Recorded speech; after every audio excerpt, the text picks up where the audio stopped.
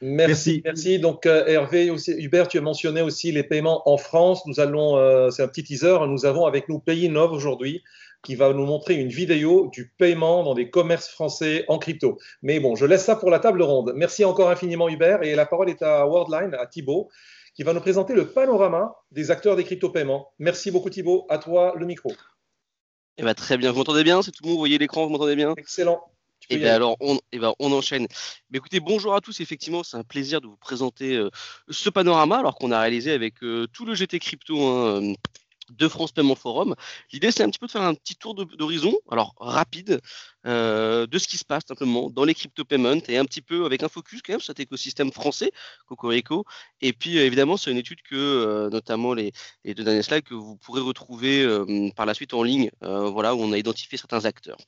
Mais sans plus attendre, commençons un petit peu déjà par on va dire, une introduction très courte. On va pas trop parler d'adoption, parce que l'adoption, Michel nous fera une très bonne présentation après, donc je lui laisserai cet honneur. Mais juste pour revenir un petit peu quand même sur la genèse de tout ça, il faut voir qu'on est quand même sur un marché qui est compliqué ou qui a été compliqué, hein, quand on parle de tout ce qui est cryptocurrency, etc. Bon, on va pas revenir sur ce qui a été fait, etc. Mais il y a eu un engouement qui a été très fort, notamment en année 2021, avec des investissements qui ont été très importants, parfois un petit peu ni queue ni tête, il faut aussi le dire, en tout cas c'est ma conviction. Et puis finalement, par la suite, une baisse assez franche des investissements, on ne tombe plus dans ce qu'on appelle la hype, etc.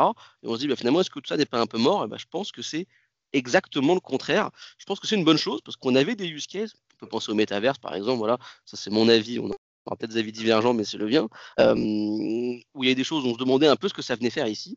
Et finalement, aujourd'hui, on se concentre sur des use cases qui apportent vraiment de la valeur. Et on voit que le marché, quand ça lance l'initiative maintenant, en 2024, eh ben, ça apporte vraiment de la valeur. C'est pour résoudre des pain points précis. Voilà. Donc, c'est un marché qui se stabilise et qui a une croissance, j'ai envie de dire, un petit peu saine, hein. Et on voit qu'on est soutenu vraiment en France par un terreau entrepreneurial, hein. On a beaucoup d'entrepreneurs. Michel l'a mentionné, on a la chance d'avoir Nadia avec nous, évidemment, aujourd'hui. Mais on voit qu'on a aussi des entreprises qui accompagnent des programmes d'incubation, des programmes d'accompagnement. On peut penser à des incubateurs, le Cube, on peut penser à iExec qui fait des batchs pour investir sur des startups dans ce milieu-là. Donc voilà, on a quand même un terreau vraiment fertile. Et puis on a maintenant un cadre réglementaire. Eh bien, l'a mentionné avec notamment Mika au niveau européen.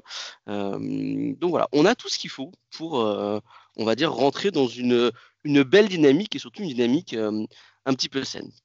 Maintenant, on va pas se le cacher, et c'est aussi finalement une période un petit peu faste, comme on dit, parce que on est dans une période qui explose en ce moment. Alors il y a plein de raisons pour ça, c'est pas mon rôle d'y revenir aujourd'hui. Michel l'expliquera mieux que moi par la suite, mais il y a beaucoup de choses qui sont en cours. Les cryptos ont explosé ces derniers mois, et on a vu beaucoup de choses. Et je pense notamment aux crypto-paiements, et je vais commencer directement dans le cœur. Par exemple, Stripes, qui a fait l'annonce d'une bombe, hein, acquisition de Bridge, une startup spécialisée dans les cryptos et les stablecoins notamment. Plus grosse acquisition jamais faite, 1,1 milliard de dollars pour une entreprise qui a été créée il y a moins de 3 ans. De mémoire, je crois qu'elle a été créée en 2020 ou 2021, donc il y a 3-4 ans. Bref, absolument, absolument incroyable. Et ça montre quand même son engouement. Ce même PDG, PDG de CEO de Stripe, qui a annoncé que il voyait, lui, un intérêt réel dans tout ce qui était crypto et stablecoin, hein, notamment pour améliorer eh ben, les efficiencies, avoir plus d'efficacité dans les paiements d'aujourd'hui. Venant d'un acteur comme ça, je pense qu'on peut dire qu'ils savent de quoi un peu de quoi ils parlent. Et ça s'est poursuivi. On voit Ingenico qui a annoncé très récemment une collaboration avec Crypto.com, notamment pour aller apporter cette compatibilité sur les terminaux de paiement et donc faciliter la vie pour le marchand. On y reviendra un petit peu. PayPal, très actif, Hubert l'a mentionné, avec notamment son PYUSD, qui est donc un stablecoin. Ils ont une entreprise qui s'appelle Xoom, qui permet de faire du paiement, qui est récemment maintenant compatible depuis quelques semaines avec le PYUSD. Donc finalement, on a déjà un instrument, donc ce PYUSD, qui sert pour des paiements transfrontaliers. Donc on voit qu'on a vraiment, encore une fois, un terreau très fertile, beaucoup d'activités. Et si on prend des grands marchands, Ferrari qui a annoncé accepter les crypto-paiements, Printemps qui a annoncé cette semaine accepter les crypto-paiements, et puis même très récemment, d'hier, Musk, alors voilà, on connaît le personnage, mais qui annonce ou qui tease subtilement l'arrivée des paiements très très bientôt sur X. Et on sait, on va dire, l'amour qu'un Musk peut porter à tous ces sujets-là. Donc on voit qu'on a quand même beaucoup de développements qui sont faits quand on parle de crypto-paiement et d'utilisateurs qui veulent payer en crypto. Et ça rejoint sur les stablecoins. Bon, je vais aller rapidement maintenant, avant d'arriver sur le panorama, sur le sujet blockchain. On voit aussi que là aussi, ça pousse beaucoup. Donc, on parle de blockchain, on parle vraiment de l'infrastructure sous-jacente finalement. On a Solana, par exemple, Solana qui quand même prend beaucoup de valeur ces derniers temps, une blockchain d'infrastructure différente de Bitcoin, mais sur lequel les développeurs construisent des applications. Et c'est ça qui permet l'adoption aussi dans ce panorama des crypto-paiements, bah, c'est d'avoir des applications et d'avoir des gens qui développent ces applications. Et donc, bah, cette blockchain Solana, elle prend de l'ampleur, même un ETF qui va sûrement être approuvé par la SEC. Et on voit notamment ce que ça a donné sur Bitcoin, par exemple, l'engouement qu'il y a eu suite à l'ETF Bitcoin. 61 milliards, je le rappelle aujourd'hui, c'est ce que ça vaut les ETF Bitcoin. Donc, très important. Pareil sur Ethereum, on a une mise à jour très importante qui va venir améliorer le protocole, améliorer la sécurité, améliorer la scalability. Donc, on a aussi, en plus, on va dire, de ces entreprises et de cet intérêt, eh ben, on a des infrastructures, on a des applications qui sont de plus en plus efficientes. Le stablecoin, on a mentionné, donc, vu le temps, je vais d'être rapidement dessus. On aura la chance d'avoir Stéphanie, donc la Société Générale Forge, qui est vraiment très active sur le sujet, qui a annoncé récemment que leur stablecoin serait disponible sur une nouvelle blockchain. On a un PYUSD qui a encore une market capitalisation qui est très importante, mais ça reste quand même très santé américain. Si on regarde au niveau des stablecoins, donc il a mentionné presque 200 milliards. Aujourd'hui, l'URC, par exemple, on est vers les 35 millions, il me semble, de market capitalisation. Bon, c'est 0,002%, j'ai fait le calcul tout à l'heure, de ce que représentent les stablecoins américains. Donc on voit qu'on est quand même sur ce point-là un petit peu en retard, mais il y a vraiment une accélération avec l'initiative de SG Forge ou de Usual, par exemple, sur lequel on va revenir. Et puis CBDC, pareil. On a parlé un petit peu, je ne vais pas m'étendre dessus, mais on en parle un petit peu. Donc les monnaies numériques de banque centrale, hein, en français.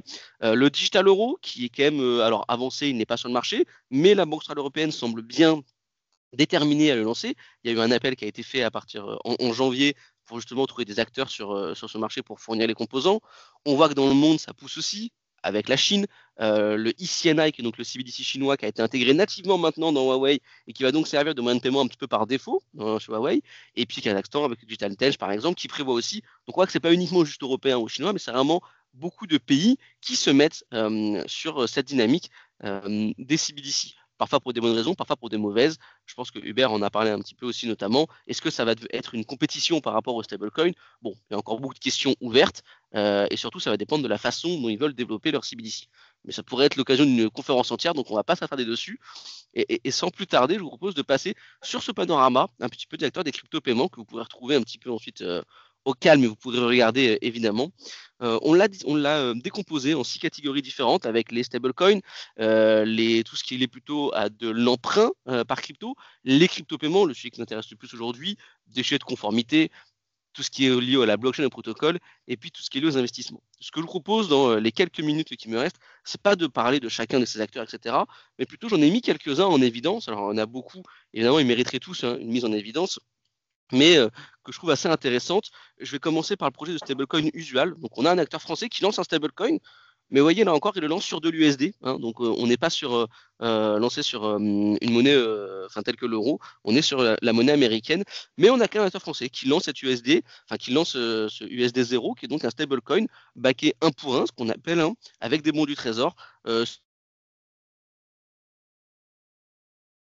Compenser les investisseurs et redistribuer une partie des gains liés justement à ce stablecoin auprès des investisseurs. Donc voilà, et qui est une prise assez récente aussi, donc on voit qu'encore une fois, on a un terreau qui se développe, et moi c'est vraiment cette dynamique qui nous a intéressé plus lors de un petit peu cette étude. Dans les crypto-paiements, alors on a Paynov évidemment, mais j'en parle pas trop, je vais laisser. Désolé de Oui, t'interrompre. non, mais bien sûr, je prends cette minute. On a Paynov évidemment, mais ça, Nadia en parlera mieux que moi. Et on a beaucoup d'acteurs français. On a Silk qui permet de l'intégration sur terminaux de paiement, aujourd'hui avec plusieurs milliers de marchands connectés. On a Lizzy, pareil, avec plusieurs milliers de marchands connectés qui proposent des solutions de paiement, surtout principalement avec du settlement finalement en fiat, donc en monnaie fiduciaire pour les marchands. On n'est pas encore vraiment à la marge de les marchands veulent accéder à la crypto.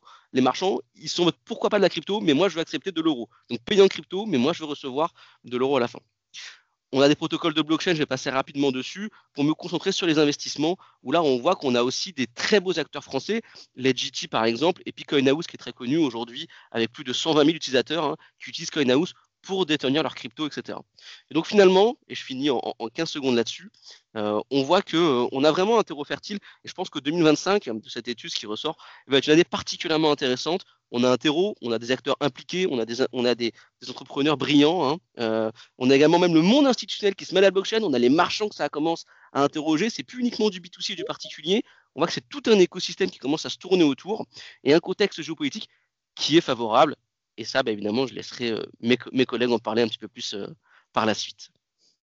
Merci infiniment Thibaut pour aussi, le respect du temps et pour cette présentation du panorama. Donc c'est comme tu l'as dit, c'est un travail que tu as mené au sein du groupe GT Crypto de France Payment Forum qui va continuer. Donc nous allons continuer à faire ce recensement et cette évaluation des acteurs français.